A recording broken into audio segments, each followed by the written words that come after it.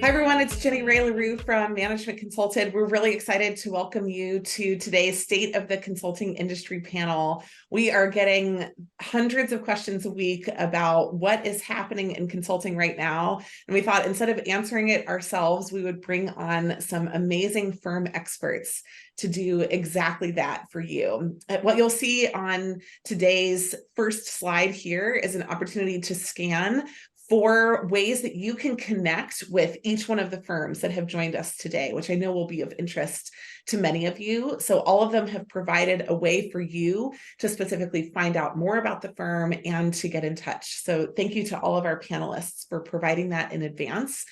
If you scan that QR code, you'll have all of the information that you need. In addition, I have a moderator from my team that's on the call today, Japheth Mast. He's going to be making sure that all of your questions about different firms, et cetera, are answered. We also have some folks from the firms that are in the chat.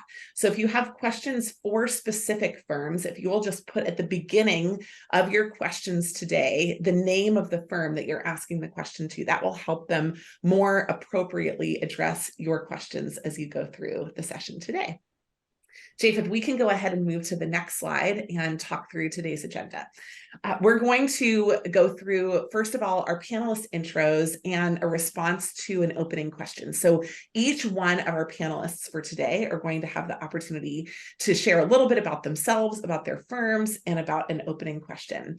The second are some questions that we pre-selected. We said, these are the ones that we're hearing en masse from y'all, and we want to share them with the entire group. So the moderator curated questions we're going to go through. Not every firm will answer every question. Then afterwards, we have a section of pre-selected questions from you. We had over 200 questions submitted. So thank you so much for submitting those questions into the session today.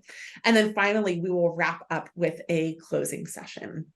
So one final note, just for the benefit of everyone who's on the session today, we've provided multiple ways for you to connect with these firms. You can connect with them in the chat. You can scan the QR code and get connected with them.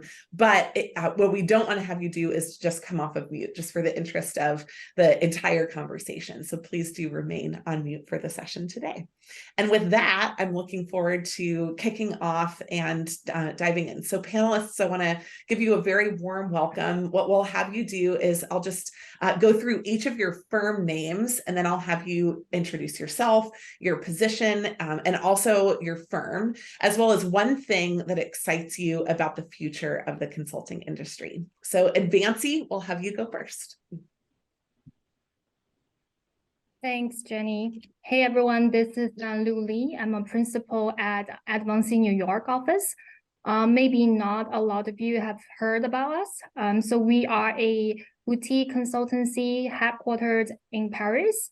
We have over 300 consultants globally across offices, including London, Paris, Frankfurt, Shanghai, Singapore, and Sydney. So we are pretty international.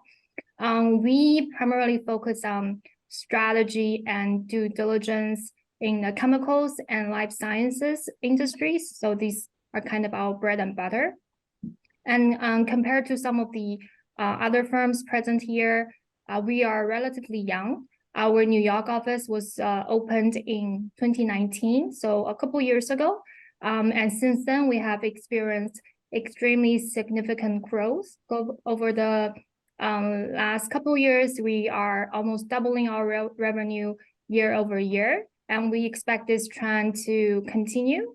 And our goal is to double our current size in the next 2 years. So maybe it's kind of like jumping the gun a bit that we are expect to continue to hire. We are actively hiring now, and we are expecting to hire a lot of consultants over the next few years as well. One thing that excites me, I want to share is AI and use of ChatGPT. So when I started my consulting career over 10 years ago, I remember back then we had dedicated researchers. So you have to reach out to those researchers to help you find information or data. But now with the use of ChatGPT, our consultants can find information very effectively and efficiently. So I'm kind of interested to see how we can incorporate ChatGPT more into our daily work, and so that our consultants can focus more on the more higher value adding work versus, the more mind-numbing tasks of finding data. I love it. Thank you so much for that intro. And I'm sure the words "we are hiring and will be actively hiring" are very a warm welcome to a lot of the folks in the audience today. So again, thank you, Advancy, and thank you, Lou, for joining us. Let's go to Bates White next. Sure. Thanks for the opportunity to join you today. My name is Joe Kinter. I'm a principal in the antitrust practice at Bates White. Bates White is an economic consulting firm, been around for about 25 years. The practice areas that we primarily focus our work in include antitrust, finance, life sciences, mass torts, and we have some energy and transfer pricing work. We're consistently looking for undergraduate consultants, PhD economists, and data engineers who perform a variety of tasks for us at Bates White. Our clients are primarily attorneys who are working on behalf of corporations, government agencies, state governments to engage in some of these litigation environments. And our office is located in Washington, D.C. We just have one office. There are about 350 employees that work out of that office, and we have a hybrid environment where people are around for 3 days a week and then have flexibility the other 2. I think the thing that's most exciting for me about the type of consulting work that we do is the ability to bring in more technical tools, different than maybe ChatGPT. We're increasingly seeing big databases, which serve as the focus of a lot of our work. And so we're using AWS, Databricks, we're working in the Tidyverse, programming in R, Python, Stata. So there's a bunch of fun technical work that's going on as part of our work. Awesome. Thank you, Joe. Welcome. Really excited to have you. Let's do IGS next. Great. Thanks, everybody. My name is Jen O'Hara. I've been at IGS, which stands for Investor Group Services, for about 19 years now. I was on the client-facing consulting side for my first dozen or so years until about 5 years ago, I switched to the internal operations side. So now I work on staffing our projects as well as recruiting and developing our talent. So we are a boutique consulting firm primarily based in Boston. We do have offices in New York and Chicago.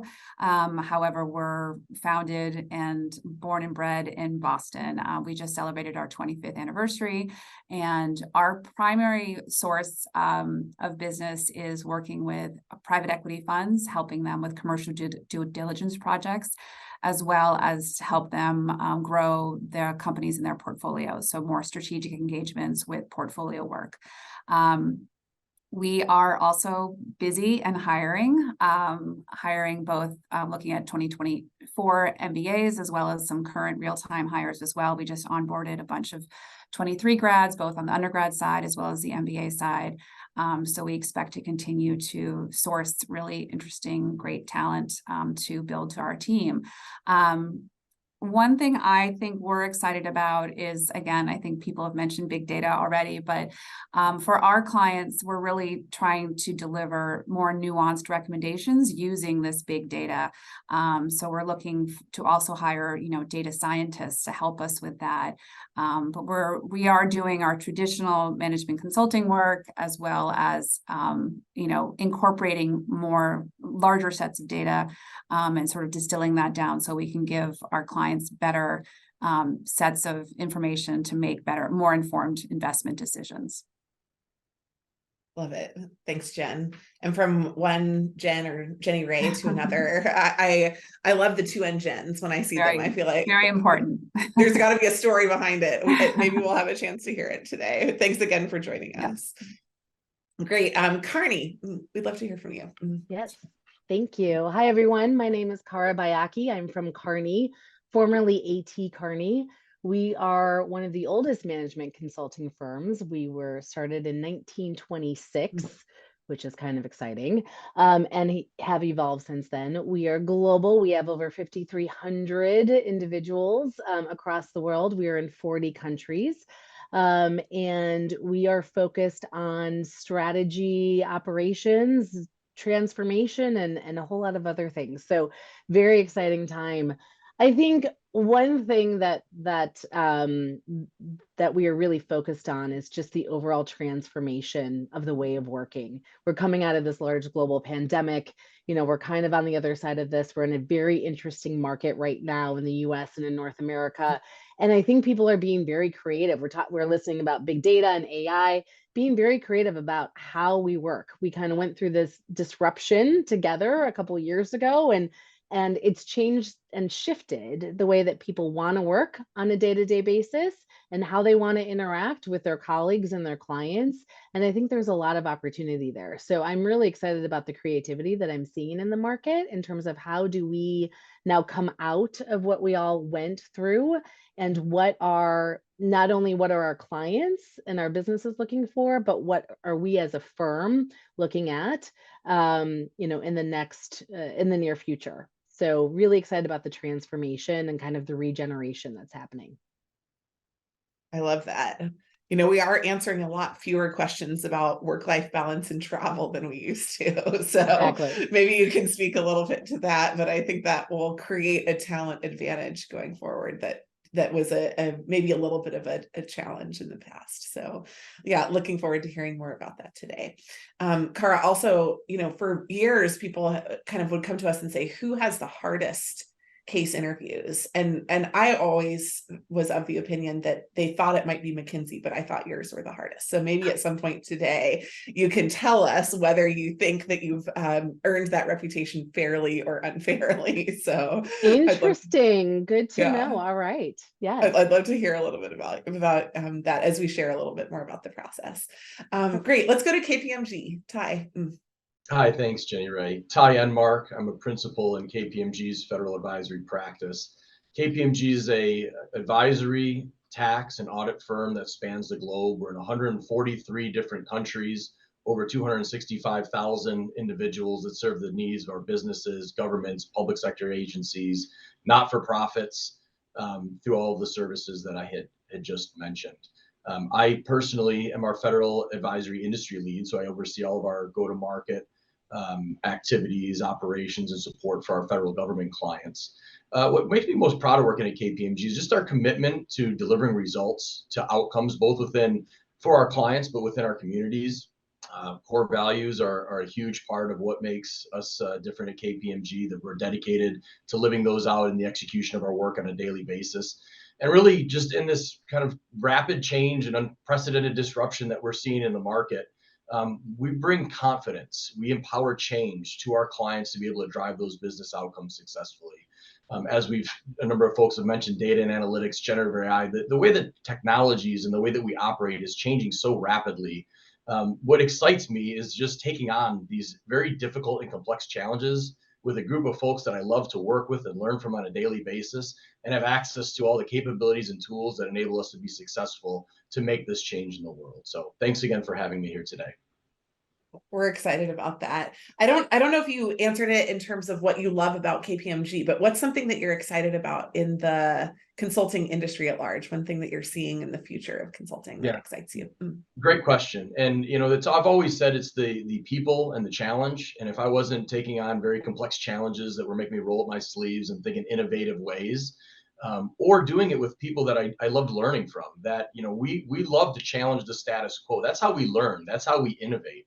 And that's folks from brand new, you know, interns, new hires that are thinking differently than traditional ways, bringing new thoughts, inputs, a set of diverse backgrounds and experiences that they can bring to that team environment to help us look at problems differently. And that's where a lot of the true innovation comes from. And it just makes me so excited to see the breakthroughs and capabilities that we're putting out in the market, because we bring that one firm approach to all the challenges we're taking on. Love it. Ty, one thing that we're really hoping to hear a little bit from you today is, just because KPMG has its fingers in so many pies, right? All of the work that you do across so many different sectors, I feel like you're really uniquely positioned to give us a good macro view. A lot of people are asking us, KPMG, but where? And so maybe helping to answer that question, where you're seeing growth and change as we move through the session today, that'd be super helpful for folks that are listening in. Absolutely. Again, yeah, thanks for joining. Awesome. Let's move to L.E.K. Great. Hi, everyone. Amanda Winters. I'm a partner at L.E.K based in our New York office. For those of you that don't know L.E.K so well, we are a global strategy consulting firm. We are actually celebrating our 40th anniversary this year, so not quite the age of Kearney, but we've been around for quite a bit. We have over 2,000 staff across the globe, nearly 200 partners. I'm one of them. And, really at L.E.K, I would say our focus is really on growth strategy for corporates, as well as M&A is really our heritage, but we have really expanded into additional offerings for our clients, just given the demand, and interest in things around, whether it's data and analytics, sustainability strategy, things like that, that have, become more of the forefront over the past few years. I would say, and all the comments around sustainability, sustainability can mean two different things, but more from the work-life sustainability perspective. L.E.K has always been different than other firms in that while we are, client service and focus on our clients, we never traditionally travel to be on site with our clients as much as other peers. And, that is definitely rung true. And so that's been a consistent theme, I'd say, of the firm. We are definitely recruiting now for select roles, both for, at the associate or post undergrad level, as well as the post MBA traditionally or consultant level. So we are also doing some recruiting from our perspective. I would say one thing that excites me most about the future of the consulting industry, and I've been at L.E.K since 2008, and the market's always changing and there's always going to be a need for these types of services. When I first started at L.E.K, I think it was in my week of orientation where Lehman Brothers collapsed, and it was a very interesting time to be joining a new firm. And, just seeing how my first few years at the firm, we were focused on helping our clients get through the Great Recession. And then obviously over time, it evolved more recently to how to get through COVID, how to manage through the impacts of COVID, on our clients, how their ways of working, how they stock inventory, all of these day-to-day questions. And so there's always going to be something in the world that's, forcing our clients to make these types of tough decisions. And that's when they come to firms like us. So really looking forward to what the future holds. And hopefully that was a okay intro on L.E.K. Wonderful. Yeah, we're so glad to have you. Thanks again for joining. Last but not least, OC&C. Thanks, Jenny Ray. Okay, I'll try to say something original rather than just repeating the fellow panelists. So I'm Stephen Carolyn. I'm a partner in OC&C's technology and media practice in New York. I've spent pretty much my whole career with OC&C. I joined the firm 12 years ago after finishing my undergraduate studies in London. And then I moved out to New York in 2015 when we opened our office and our US operations, and have been really excited to play a part in growing us from a team of 5 at that point to a team of well over 100 today. And that's a team which we are looking to continue and expand and grow across all levels now and in the medium term. In terms of where to place us on the consulting map, probably 2 things. As the name suggests, we are strategy specialists. Corporate growth strategy and commercial due diligence is all that we do. 4 to 8 week, short, sharp projects. No operational, no implementation, no transformation type consulting. The second is around the type of companies that we help solve those problems for. And we focus on 3 sectors: technology and media, B2B services, and consumer, which encompasses consumer goods, retail, and leisure. What excites me about the next few years at OC&C, and I think would be true at any of the other firms, is the talent we're going to bring in to our team. Our own strategy at OC&C is about being the best home for the best strategy talent. And what will enable us to deliver better, more innovative, more creative answers for our clients are the people that make up the business we are. One of my roles within OC&C's US business is overseeing our recruitment activities. And that's what, I think my involvement in that reflects that passion for building our team that we all share here. Love it. Thank you, Stephen. We're excited for the conversation today. And I'm sure you will say things that are different, but you'll also say them differently. So thank you also for bringing another accent to the table. We really appreciate that. One of the things that I just want to make sure everyone knows who's listening, we expect that this conversation will be naturally broad today. It is intentionally defined that way. This is the state of the consulting industry, not the state of consulting hiring only. This is the state of the consulting industry for talent at all levels.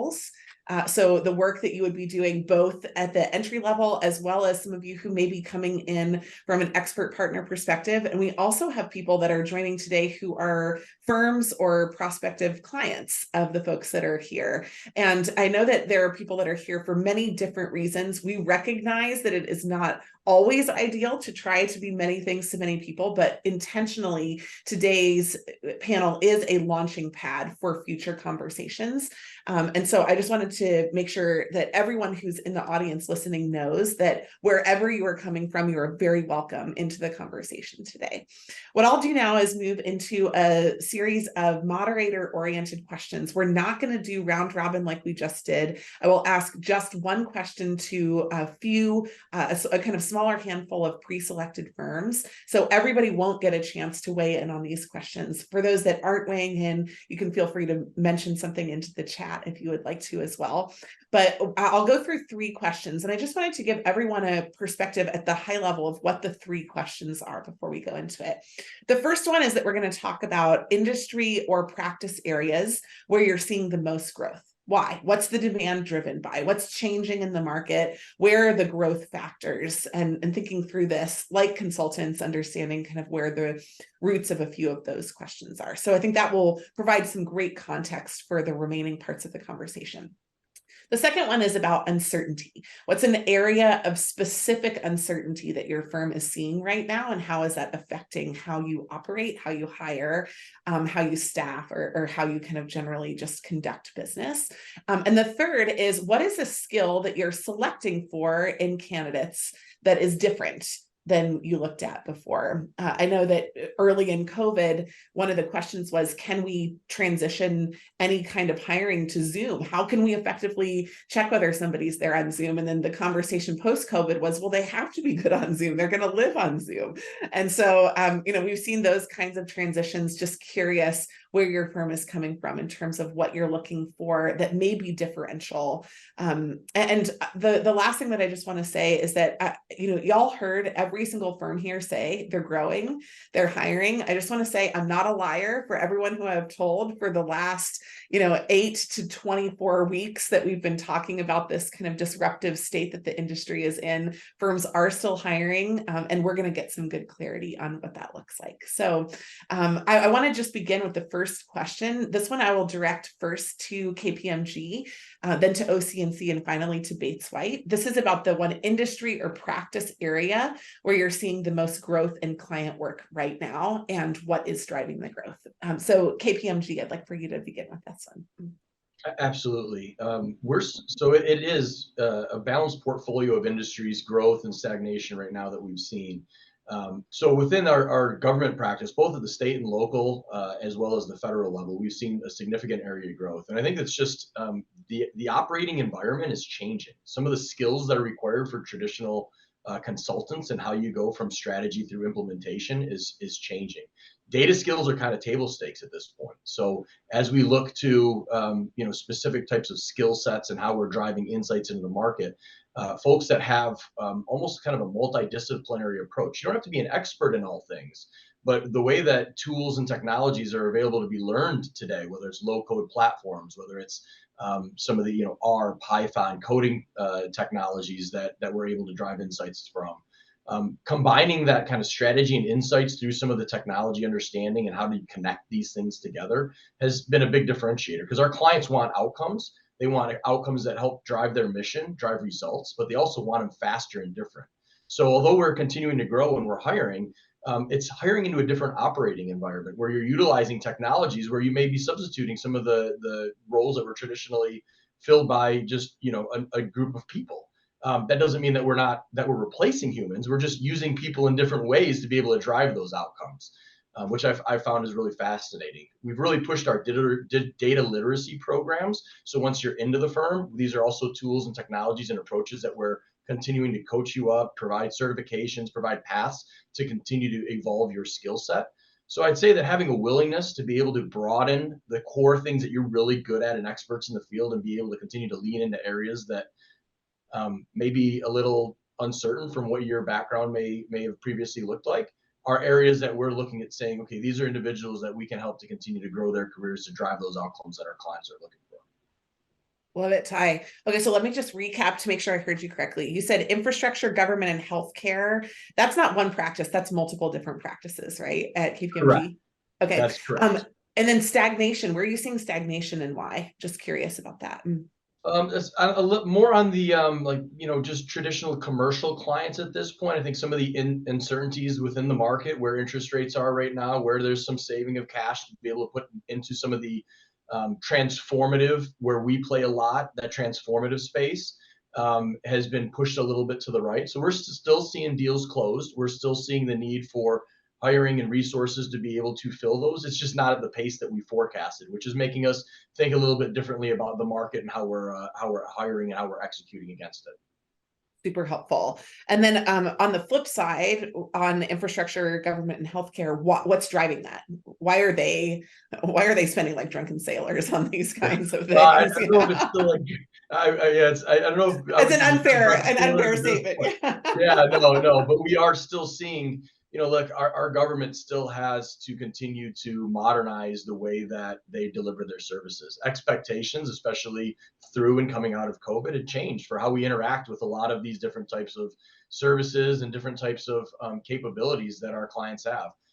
From a Department of Defense perspective, it's very uncertain times, and there's a lot of different fronts that have been opened up, whether it's in Indo-Pac, whether it's what we're seeing in the Middle East.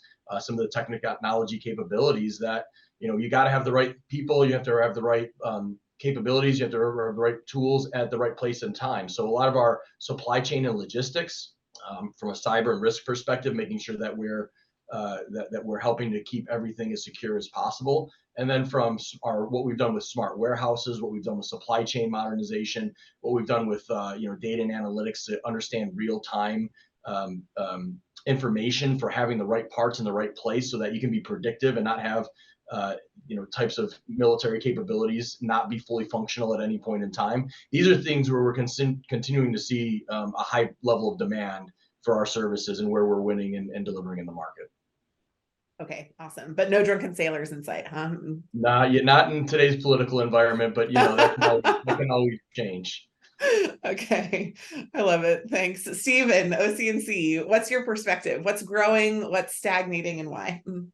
Yeah, sure. So at the highest level, I think we have been seeing more growth in the corporate strategy work than in transaction support, as I'm sure is familiar to most listening in. The deal environment over the last few years has not been as hot as it was the year before. So corporate strategy has been the growth for us. In terms of industry, I think what we've seen is some industries growing more than others, but actually pockets within each of our sectors where either specific subsectors or specific types of projects we've probably been seeing a lot of in recent times. To give a couple of specific examples, my colleagues in our B2B practice have been spending a lot of time with services vendors in the ecosystem around the energy transition, where you have the combination of long-run structural tailwinds, a short-term and relatively recent buoyancy in the underlying funding environment, which is creating big and immediate strategic questions for companies and investors in that subsector. On the technology side, a topic we've been spending a lot of time thinking about with our clients is how can they best align their proposition and commercial models with the underlying drivers of value for their customer base, especially in a context of an inflationary environment and higher interest rates placing more importance on kind of near-term profitability than perhaps longer-term kind of cash flow. And then on the consumer side, I think my colleagues have been spending a lot of time thinking about customer loyalty for all sorts of different businesses, as some of the changes that we've seen, either demographic changes or also changes in people's consumption habits that are kind of crystallizing post-pandemic. Our clients are thinking through, well, how should we respond to this new structural norm? I don't know if it's fair to say that, is that a move away from customer acquisition toward customer loyalty, or is it a rebalancing? Oh gosh, you're testing my knowledge of projects outside of the area I spend all my time now. Anyway, I think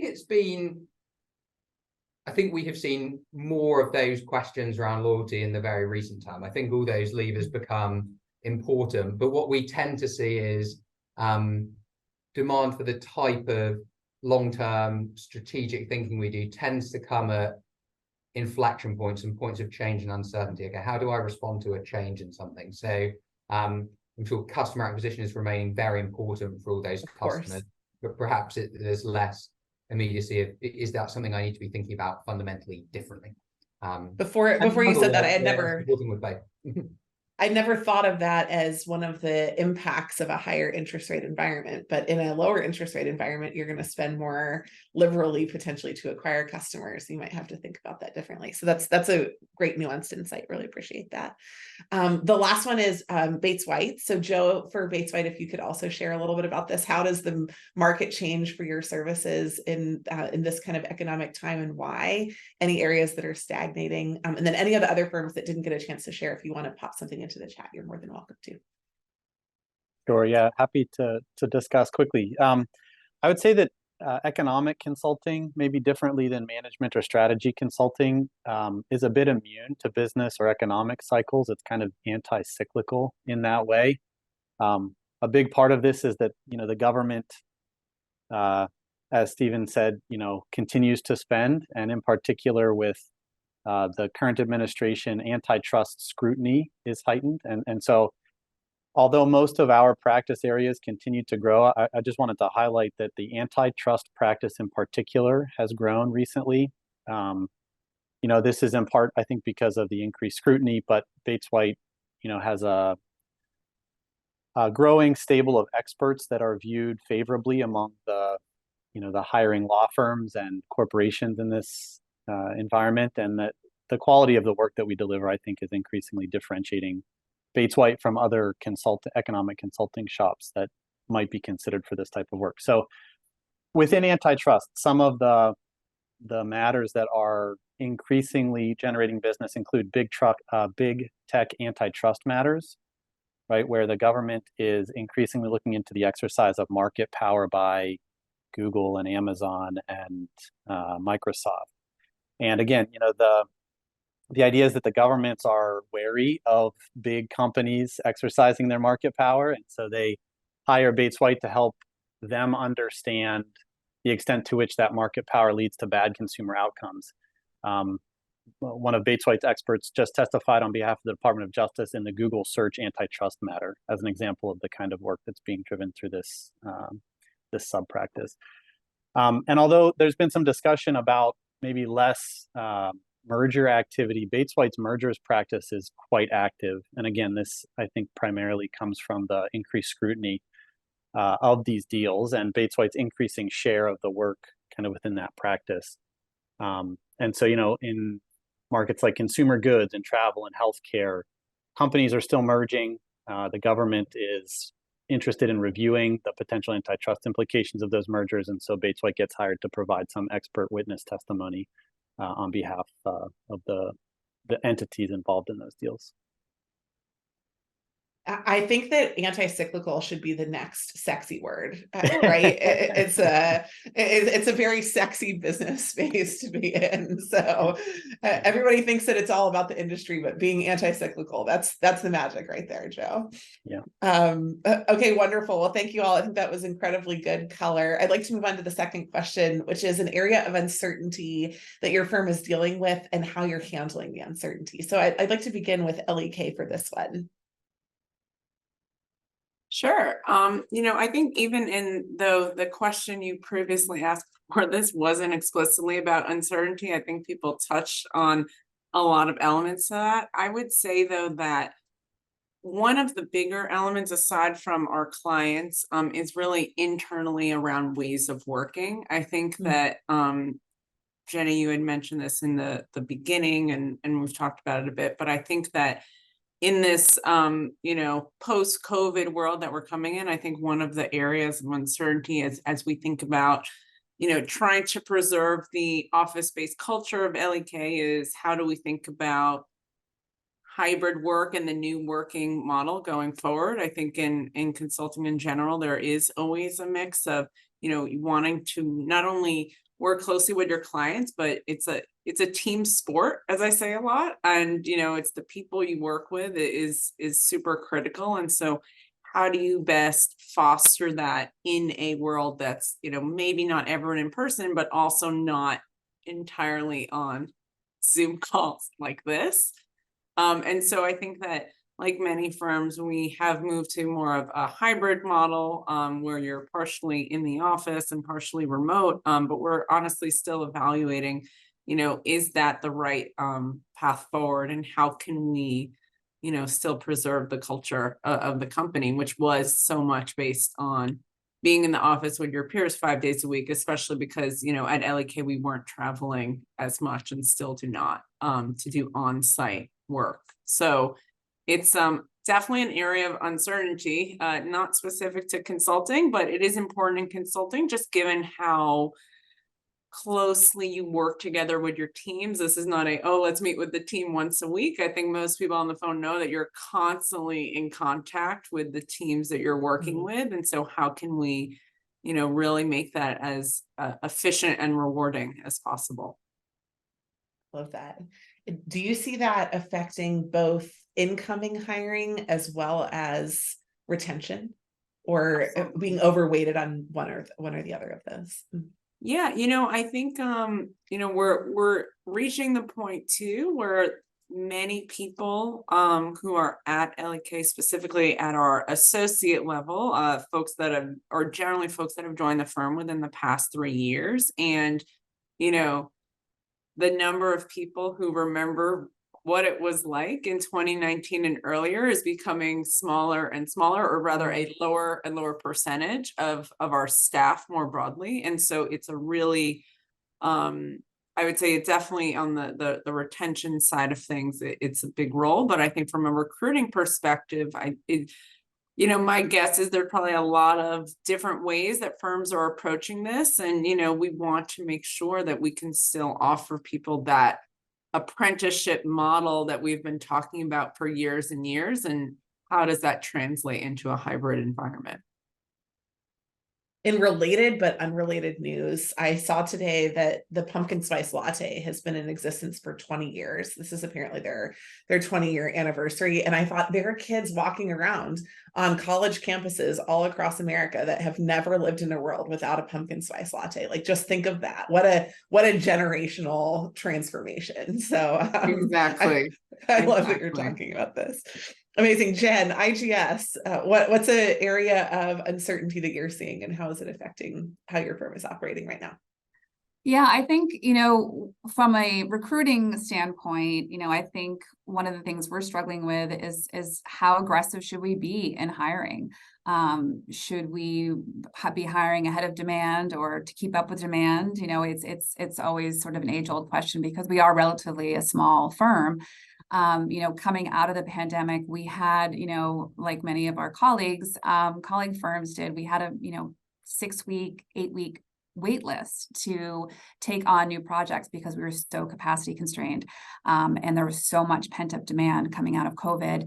That certainly has cooled a little bit, but we want to still, take advantage of the fact that there are so many great candidates out there, and some of our colleagues are not hiring as aggressively. So we're sort of trying to weigh the pros and cons of, I don't think we've ever overhired, but again, we want to recruit and retain the best talent that we can. So that's something that's ongoing. And I think we've done a pretty good job at being conservative in our numbers, but also, really taking advantage again of the great network of people that are out there, because we're always trying to add to our team. From a business standpoint, a lot of our clients, again, are these private equity funds are sort of take on the buy and build strategy, in that they will invest in a platform investment, and then they will take advantage of all these founder-owned firms that are coming to market, because a lot of the sponsor-owned firms are not coming to market. So they'll be adding on to their platform investment, and we've been doing a lot of add-on M&A work in the last 6 to 8 months. And I think one of the challenges with that is for our clients is really how to best integrate all of these add-ons. In the past, they would just add, take on a bunch of add-ons and just throw them together, and not really think about how best to integrate them, and are they the right fit for the portfolio, and how are they going to, again, integrate with what they currently have and their systems and their processes and things like that. So we've been helping them with that, and that's something that we're learning about too, as we move forward in this environment. But again, we're generalists, so we look at everything our clients look at. So we are not dependent on one or two sectors. So we're seeing growth in some areas, some sectors, and not so much in others. But again, because we are so broadly, our clients have such broad interests, we get to sort of take advantage of what's popular and what's not. I love that. Now, moving from the macro to the micro, the last question that I've prepared is, what is one skill that you're selecting for in candidates that's different in years past? So this one will be addressed first to Kearney and then to Advancy. Great. Well, I was kind of expecting this question. So, and I might make it a little bit of a more complicated answer. So there isn't really one skill set. So I know there's been a lot of comments in the chat around hiring. What are firms doing? How are we hiring? We are in a very different time right now with recruiting across the board. In coming out of the pandemic, 2021 into 2022, we had some of the historically largest volume of hiring, in the industry. And then as the market shifted and we were onboarding, these high numbers of new joiners, we had to kind of take a step back. So I would say that recruiting and hiring right now is very mixed. We have practices at Kearney that are very skill specific. We are doing capability building. So we are looking for very specific skill sets that we don't already have in-house. And it's taken us a while, again, because of all of our hiring in the last, 18, 24 months. What do we have in-house? Kind of indexing that. Where do we need the skills? What are our clients looking for? So we have things like, in our strategic operations and performance practice, which is, historically our bread and butter practice, we're looking at hiring into specific towers, like our plan and our make towers, right? We're looking at, in our analytics practice, which is growing, we're looking at technical aptitude in supply chain, for example. So there are very specific things that we are looking for. Our transformations M&A practice, we're growing there. We're looking for corporate development or private equity experience.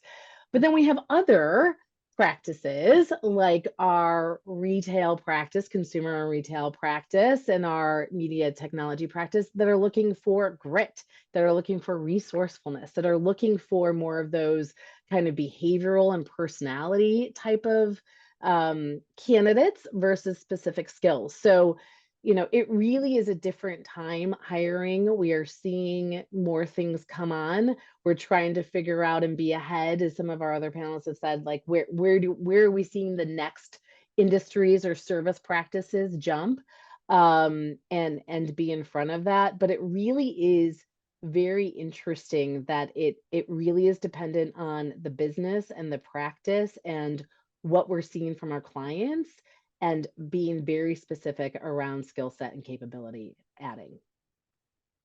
All right, how do you communicate that? Right. One of the questions that people come to us is that they say, "Is hiring over? Is there a season?"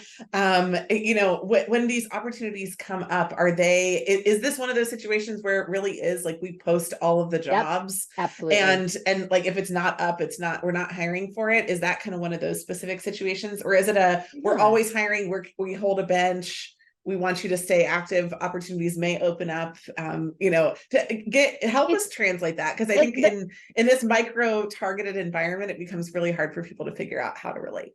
So it's a great question. It's a great question. So on campus or undergrad, MBA or master's, there is a cycle there, right? It's dependent on time of school. It's dependent. So there is a cycle to our hiring. We just completed our, MBA 2 hiring. We're looking at our summer internship for 2024, so that there is a cycle there.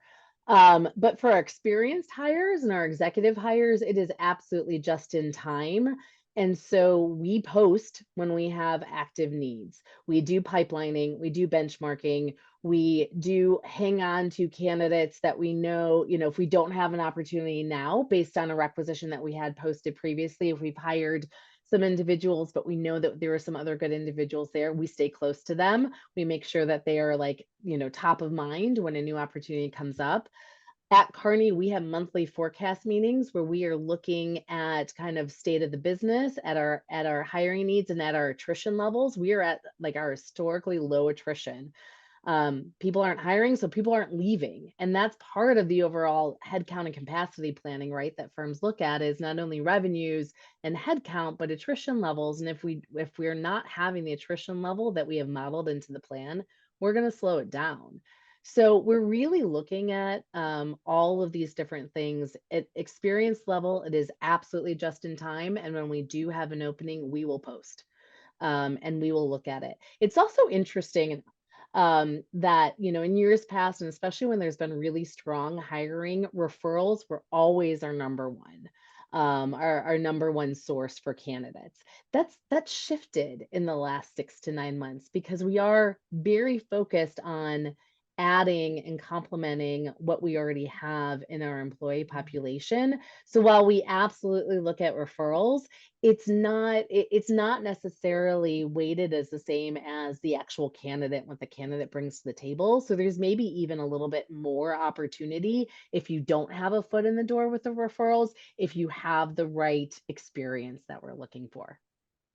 Love it. Okay, thank you. Lou, Advancy.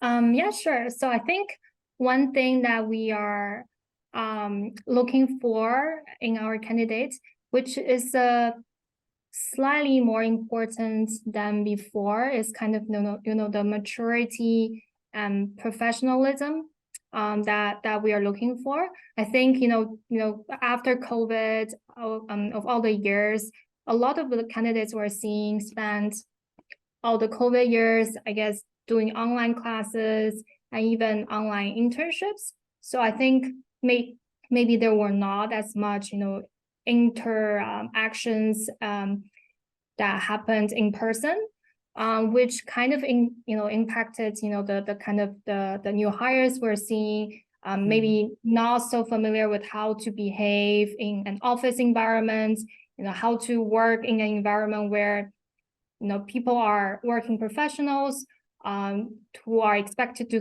deliver versus, at school, like, teachers and classmates were kind of, equal and try to take care of each other and without, expectations of delivering professionally. So that's something that we are, trying to target a bit differently this year. Before we were mostly focusing on, smart students who can handle our case interviews, who are able to work hard. But this year, in addition to being able to do our case interviews, we would also like to see candidates who show a bit of more maturity and to be able to work in a professional environment. Okay, I love it. Well, we are going to move now to just a few final audience questions. We're going to do these fairly quickly, and I'm just going to let a few of our panelists jump in. We'll take up to 2 for each of these audience questions, and then we're going to go to just kind of round robin quick closings. So I really have enjoyed the conversation. This has been super fun, but there are a few things that we haven't covered yet. One is just actually getting really down tactically, specifically into an interview. So in light of everything that we've talked about today, what is the best follow-up question you've heard or would recommend somebody ask a potential employer after an interview?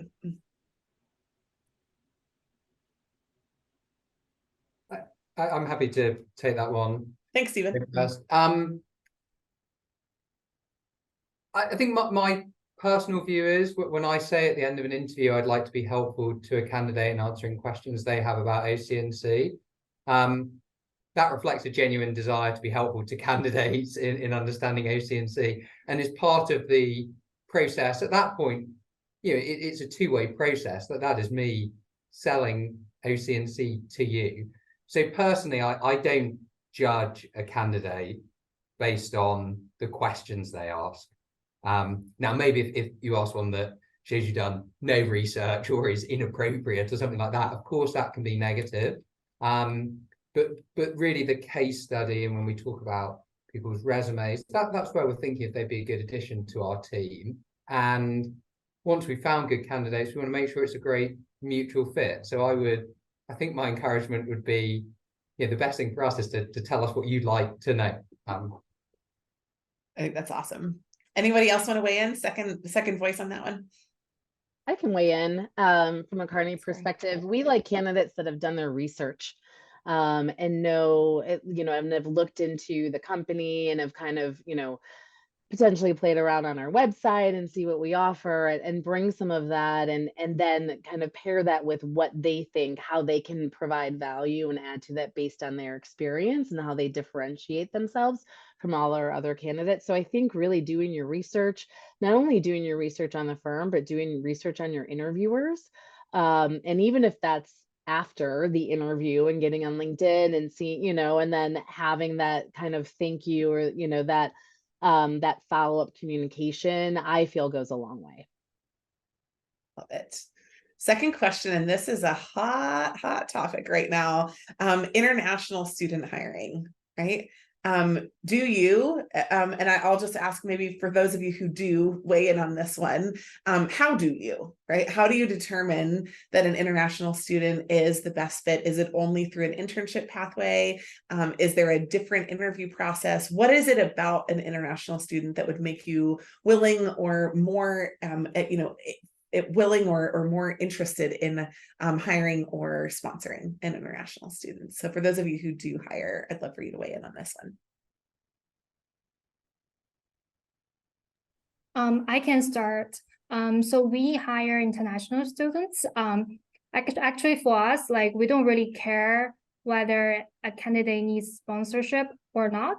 All we care about is whether they fit our hiring criteria, whether we like them, whether they are smart enough, whether they can go through our interview process. So we don't really care about the sponsorship requirement. Amazing. So would you recommend they don't even bring it up, Lou, because it's not really a key issue?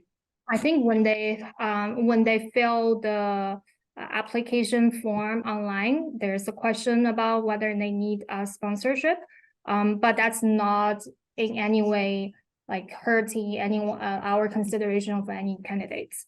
That's super helpful. Thank you. Anyone else want to weigh in on this one? I'd say at L.E.K, it's pretty similar as well, where it has no bearing on the, ability to get an offer. It is just something though that we do not do for each of our roles. So it is a bit role dependent. So for our life science specialists, our consultants, both full-time or those who are doing a summer consultant internship during their MBA, we do sponsor international students, but not for the, it's more focused on those groups. But again, I think it doesn't really, if I'm doing, and I'm not on the recruiting team at L.E.K, and I know that when I'm conducting an interview, I do not know if the person I'm interviewing, would require sponsorship. It only really comes up after we decide to give them an offer, and then we get into more of the logistics around it. Great. One last voice if there's somebody else who wants to share. No, I'll just double down on everything, that everyone else said. It's all one candidate pool. We're assessing the candidates holistically. And that is not something that's necessarily taken into consideration. We're looking at, what does the candidate bring to the table as an entire candidate, and then we go from there. Wonderful. Well, I just want to say thank you so much to the panelists. Japheth is going to put up a final slide for everyone who's in the audience today. We're going to give the panelists just an opportunity to give one quick word of advice or insight, anything that you weren't able to share. We'll just run through and we'll go, Stephen, we'll start with you and we'll go backwards from the way that we did the introductions. But I just want to say thank you so much for joining. If there are future panels that you think would be fantastic, we always love to hear from that. We do have an upcoming one on DEI recruiting in the US on November 15th. So Stephen, I'll give you the floor. One final piece of advice, 30 seconds or less, and we'll just run through the panelists. Thank you everyone again for joining. Yeah, absolutely. So I think my piece of advice, and I think the fact that people are joining this session is an indication that most of you are probably heeding this advice, is I think consulting recruitment processes are important to be thoughtful about. We are a very broad industry where roles can look very different. So speaking to lots of firms to learn what the right fit of role is for you, understanding what case studies look like in that segment, how can you best prepare yourself, I think is hugely valuable. So ultimately, a consulting interview isn't something you can prep for, and actually you can over prep a little bit. But I think being thoughtful and deliberate about it would be my one piece of advice. Thank you so much. L.E.K, Amanda.